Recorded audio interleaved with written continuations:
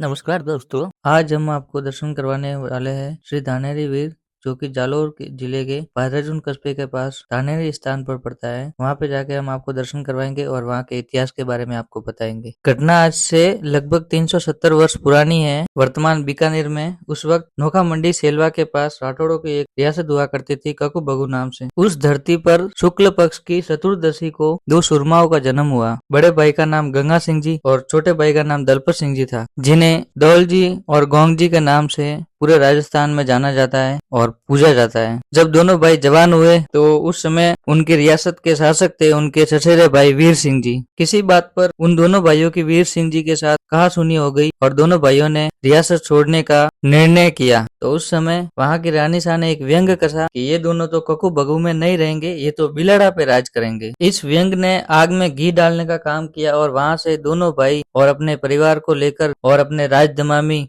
जिसका नाम तोगा था उसको लेकर आशापुरा नाडोल आए। वहां उनकी मुलाकात लाखा भिंडचारा से हुई, जिन्होंने बिलाड़ा प्राप्त करने का उपाय बताया। उन्होंने बताया कि यहाँ पर दो गो भक्षक डाकू हुआ करते हैं जिनका नाम है हीला और हालिया, तथा दरबार ने घोषणा कर रखी है कि उन दोनों का सिर कलम करके जो भी मुझे सुपुर्द करेगा उसको मुंह मांगा इनाम दूंगा। फिर क्या था, दोनों ने दरबार को वशनों में ले लिया और दोनों भाइयों ने हिला और आलिया का सिर कलम करके दरबार के शरणों में रख दिया। बदले में दोनों भाइयों ने 1 वर्ष तक बिलाड़ा पर राज किया और उसके बाद में बिलाड़ा छोड़कर जोधपुर की तरफ रवाना हो गए। जब ये जालोर के धुमड़ा के पर्वतों से निकल रहे थे तो उन्होंने देखा कि एक बकरी ने बच्चों को जन्म दिया है और शेर उनकी रक्षा कर रहा है। तब उन्होंने निश्चय किया कि इससे पवित्र धरती और कोई हो ही नहीं सकती और उन्होंने यहीं पर अपना साम्राज्य स्थापित किया। धीरे धीरे इनकी वीरता और बहादुरी के किस्से दूर दूर तक फैलने लगे। उस समय जोधपुर के राजा थे मोटा राजा उदय सिंह। जब दरबार ने उनके किस्से सुने, दरबार के मन में भी उन दोनों से मिलने की इच्छा जगी और दरबार ने अपना खत लेकर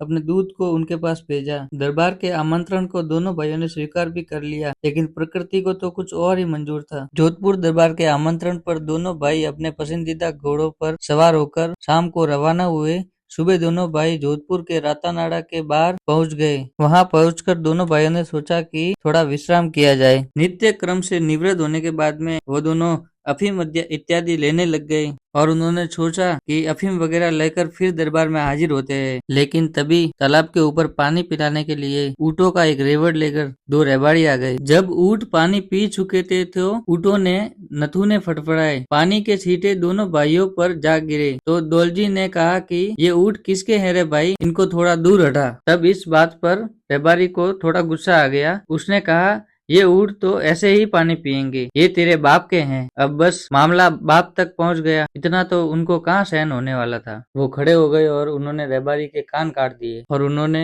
सारे ऊँट के रेवड़ को घेर लिया और उस रेबारी से कहा कि जा, ये बात तेरे बाप से जाकर बता देना कि बाप का माल तो सदैव बेटे खाते आए हैं। और जैसे ही ये बात दरबार को पता चली तो जोधपुर दरबार ने सच्चाई का पता लगाए बिना ही दौलजी और गोंगजी की खोज शुरू करवा दी। फिर वे दोनों भाई आकर के धुमड़ा पर्वत में रहने लगे। 6 महीने बीत गए लेकिन दरबार को उनका पता नहीं लगा। फिर उनके सबसे विश्वास पात्र राणजी पुरोहित ने उनके छिपने का पता बता दिया। फिर क्या था, जोधपुर की सेना आ पहुंची और उन्होंने धुमड़ा के पर्वत को पूरा घेर लिया। ये दोनों भाई मां सुभद्रा के अनन्य भक्त थे, जिनको मारवाड़ में सौदरा माताजी भी कहा जाता है। ये दोनों भाई माताजी की इजाजत के बिना एक कदम भी आगे नहीं रखते थे। इस संकट में इन्होंने माताजी को याद किया और उनसे विनती की कि ये माते हमें विजय होने का आशीर्वाद दो। माताजी ने कहा, गादी पर घाव डालने का तो मैं वरदान नहीं दे सकती, पर तुम्हें अमरता का वरदान देती हूँ। तुम्हारे शौर्य और वीरता के किस्से गांव गांव में जाने जाएंगे। और एक बात याद रखना, लड़ाई में पीछे मुड़कर मत देखना। तुम्हारे फाड़े और तलवार में